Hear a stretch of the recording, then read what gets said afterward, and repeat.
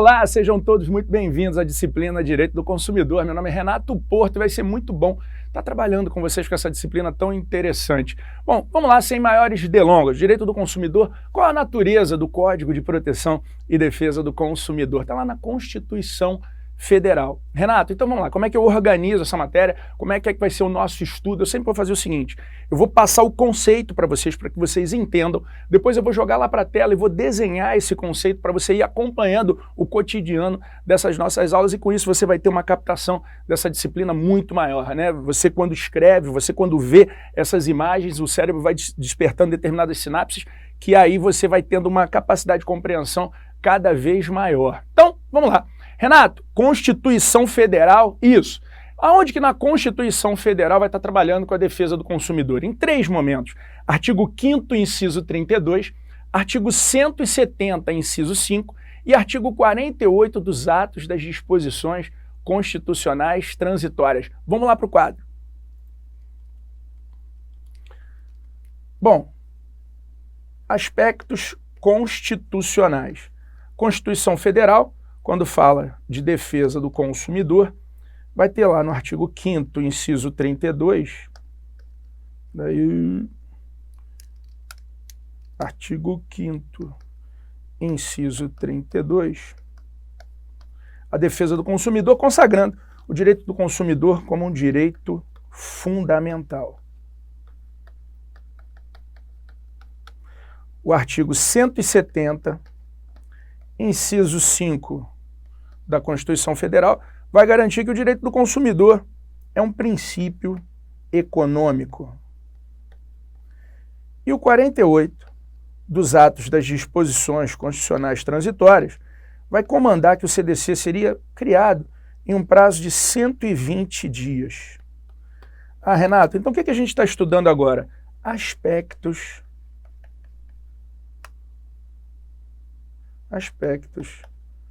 constitucionais. Legal. Quais são os momentos? 5º, inciso 32, 170, inciso 5 e 48 das disposições transitórias. Por que a gente estuda isso? Vamos lá, deixa eu explicar para vocês, né? Vamos tentar entender o direito do consumidor de uma forma maior. Veja, a cada momento que você faz uma compra, quando você consome, você remunera uma empresa. E essa empresa, por sua vez, ela recolhe impostos. Mais de 70% da economia brasileira ela é pautada em uma coisa chamada consumo.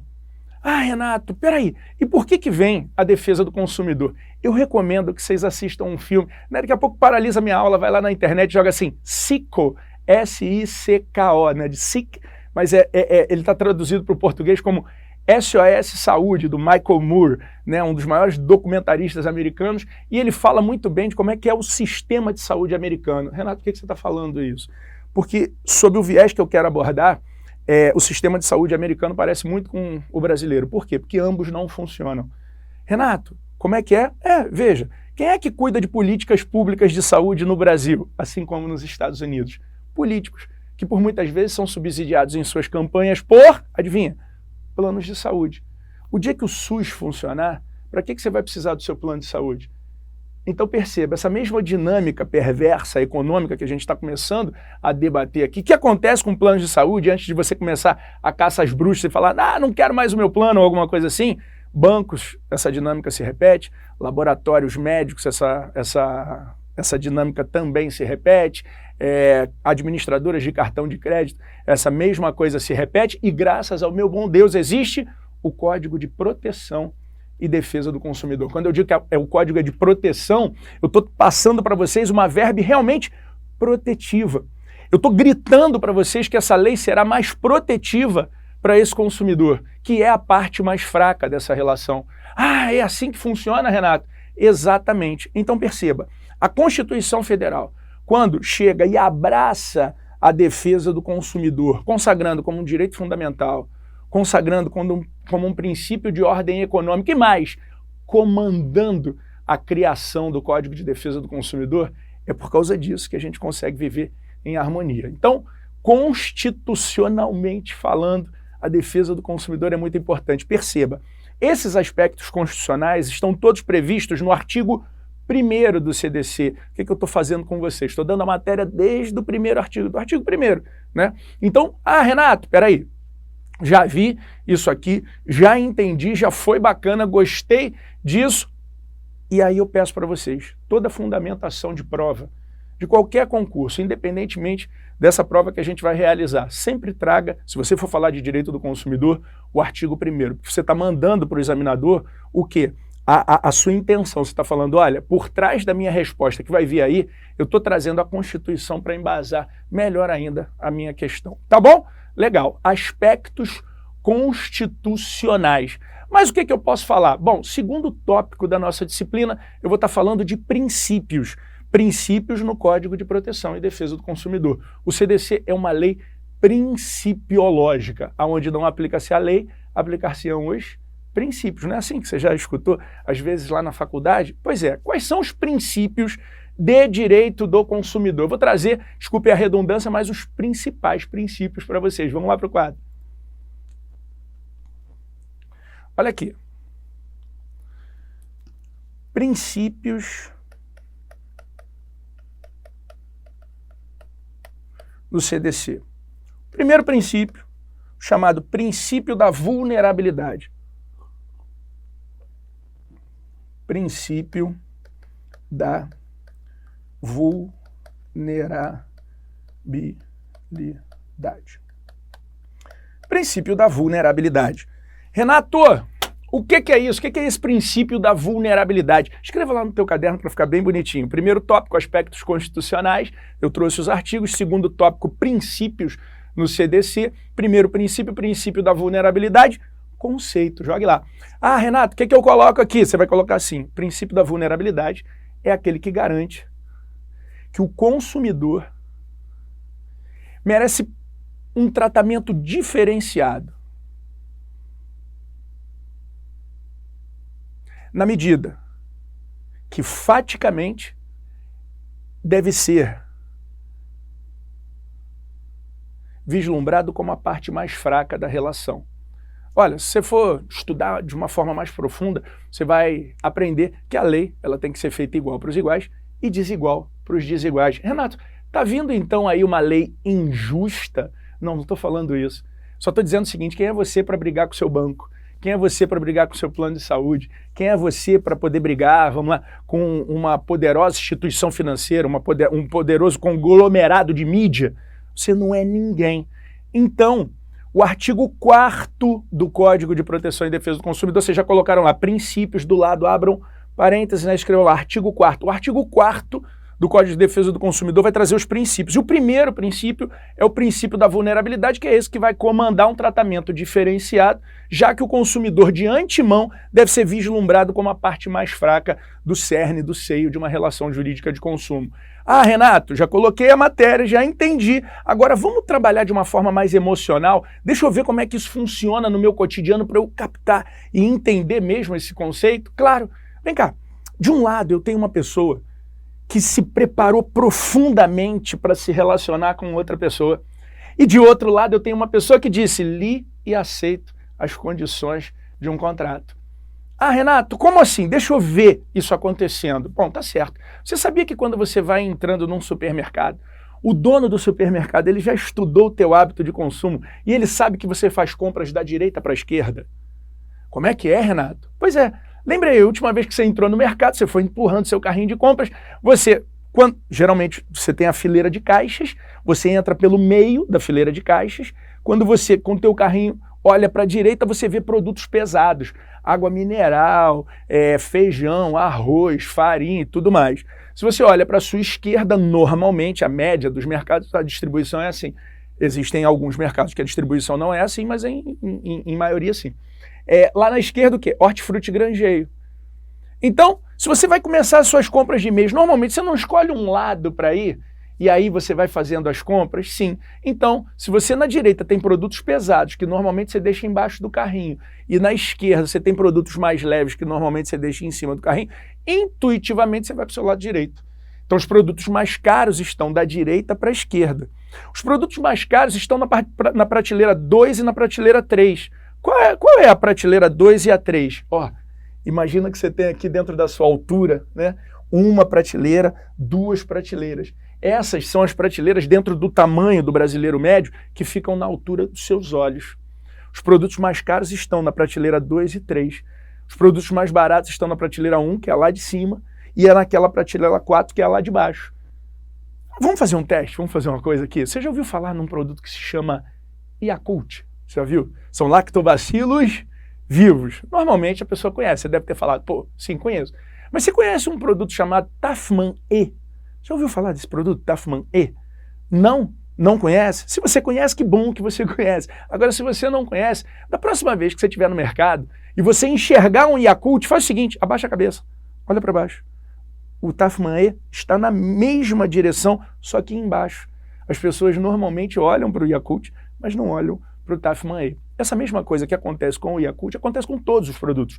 Tanto que os grandes fornecedores, eles pagam mais para o produto ficar exibido dentro do teu raio de visão. Então o cara sabe que tu faz compra da direita para a esquerda, coloca o produto no teu raio de visão e jogaram a padaria para onde? Para dentro do mercado. Sabe para quê? Para que de 15 em 15 minutos sai uma fornada. Aquele cheiro de pão quentinho, qualquer financista em começo de carreira vai dizer para você assim, você vai fazer compras? Aí você vai falar, vá alimentado. Porque se você for com fome para o mercado, você pode aumentar o valor da tua compra em até 27,5%, em alguns casos 30%. Então aquela fornada de 15 em 15 minutos é para poder ativar a tua papila gustativa, te dar fome você comprar mais. E no final, não vou nem explicar toda a dinâmica, vamos só para o final. O pessoal te coloca num curral, que é pelo menos como eu me sinto naquele caixa, em que você tem que seguir assim um curral mesmo, né? Uma fileira assim. O que eles colocam na primeira, na primeira fileira? Deixa eu dizer para vocês, covardia. O que é covardia? O chocolatezinho, mas não é chocolate grande. O chocolate grande dá remorso. Qualquer coisa que tem mais de 100 calorias dá remorso. Aquele tipo talento, sabe como é que é? Aquele chocolatezinho. O que você faz? Está ali na fila, carente, não tem o que fazer. Você pega, chocolatezinho, legal. Quando você termina o chocolate, aí tem a primeira quebrada, né? A primeira dobrada, assim, o que eles colocam lá? Um freezer. E nesse freezer, o que vai ter? Água mineral com gás. Um refrigerante zero, você acabou, e tem que ser zero e água com gás, por quê? Porque deu remorso. Tu acabou de comer o chocolate, depois tu tem que beber água, não pode ser um refrigerante ou alguma coisa que tenha muita caloria. Depois, quando você está quase saindo, o que eles fazem? A prática mais perversa de todas, produtos para o público infanto-juvenil. Então você está passando ali no caixa, e as crianças ali do lado, e aí de repente ela pega um ventilador que tem uma lanterna, que é um pirulito. E aí você está passando as compras lá, e aí de repente teu filho fala assim, compra papai. Por que aquele produto está ali no caixa? Exatamente ali no caixa. Porque se tiver lá dentro do mercado, e teu filho te der, tu dá uma descartada naquele produto, tu vai jogando pelo caminho. Ali no caixa não tem jeito, a pessoa computa, soma aquilo em todo o valor das compras, e quando você pergunta assim, quanto deu? O cérebro humano, quando você compra a crédito, estimula uma banda ligada ao prazer. Quando você compra à vista, estimula uma banda mais cética. E aí, ao invés de ele dizer para você assim, são R$1.000, ele vai dizer, são 10 de R$ 99,99. Você quer comprar garantia estendida? É só pagar mais R$3 por mês. Renato, por que você fez tudo isso e mostrou de uma forma tão simplória assim a nossa matéria? Para demonstrar definitivamente que de um lado eu tenho uma pessoa que se prepara para se relacionar com a outra, enquanto que de outro lado eu tenho uma pessoa que diz, li e aceito as condições de um contrato. O princípio da vulnerabilidade preza pelo princípio da isonomia. Por quê? Porque eu vou tratar o consumidor de forma diferenciada para produzir o equilíbrio. Perceba, eu tenho aqui a empresa que é muito maior e o consumidor que está aqui embaixo. Aí eu dou alguns atributos jurídicos para esse consumidor. Eu dou a responsabilidade objetiva, eu subo um pouquinho mais. Eu dou a inversão do ônus da prova, eu subo um pouquinho mais. E por que eu dou isso? Tudo porque todos eles são vulneráveis. A base do nosso estudo é uma base de um estudo de diferenças. Eu tenho alguém que é mais frágil faticamente que aquele outro alguém. Então, em qualquer questão de direito do consumidor, traga como fundamento o artigo 4º, inciso 1º, porque todo ser humano pós-moderno, como dizia Zygmunt Bauman, falecido no início de 2017, esse cidadão pós-moderno é impossível dele nascer em um mercado de consumo sem ser mais frágil frente à iniciativa privada. Legal? Então, peraí, Renato, eu vou começar uma resposta de direito do consumidor. O que eu vou trazer? A Constituição Federal. Depois da Constituição Federal, o que eu vou trazer? Os princípios. Que princípio que eu vou trazer? Trago o princípio da vulnerabilidade. Tem mais algum princípio? Eu vou dar mais um princípio, aliás, mais 2 princípios, para que a gente possa fechar esse primeiro tópico de uma forma bem legal. Ah, Renato, qual é o segundo princípio que você vai estar trabalhando depois do princípio da vulnerabilidade? Vou escrever lá no quadro para vocês. Princípio da hipossuficiência. Vamos lá. Eu tenho o princípio da vulnerabilidade. Vamos lá, peraí. E em segundo lugar, eu tenho o princípio da hipossuficiência. Princípio da vulnerabilidade e princípio da hipossuficiência. Renato, quem é o consumidor hipossuficiente? Anote lá. Consumidor hipossuficiente é aquele que encontra dificuldade no momento da comprovação do seu direito. Princípio da hipossuficiência.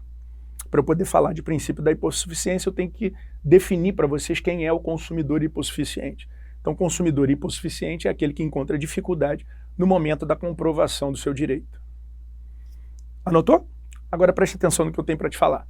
Não é incomum que você ouça por todos os lados as pessoas dizendo o consumidor vulnerável e hipossuficiente. Hipossuficiente e vulnerável como se fossem sinônimos. Não, definitivamente, vulnerabilidade e hipossuficiência não são sinônimos. Por quê? Aí coloque lá, diferença entre vulnerabilidade e hipossuficiência. A vulnerabilidade é fática, enquanto que a hipossuficiência é de ordem processual. Diferenças entre vulnerabilidade e hipossuficiência, a diferença maior, qual é? A vulnerabilidade ela é fática e a hipossuficiência ela é processual. Renato, anotei isso, achei até bonito, mas não entendi. Deixa eu explicar um pouquinho melhor para você. Veja, a vulnerabilidade é de todos nós.